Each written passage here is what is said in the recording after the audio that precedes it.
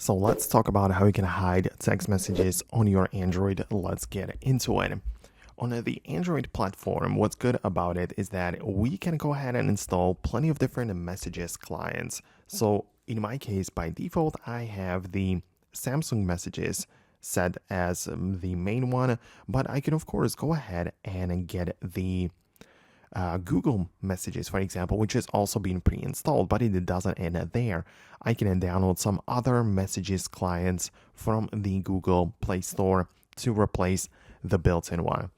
However, the point is that, for example, I have my text messages, some chats and conversations inside of the Google Messages application. You can see I've got some text right here.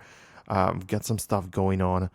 But if I change it or move to a different messages client, you can see that I don't really have those here anymore, meaning that I can save it or, text in one app and then not have it all be visible in the other mail client or the messages client. So you can go ahead and switch to the default one as many times as you like. And what's also good about it is that some apps even allow you some additional features. Like you might notice that some apps allow you to archive your chats or just store them somewhere else, perhaps hide them. And the other messages client doesn't have that. So make sure to pick the one which does suit your needs the best.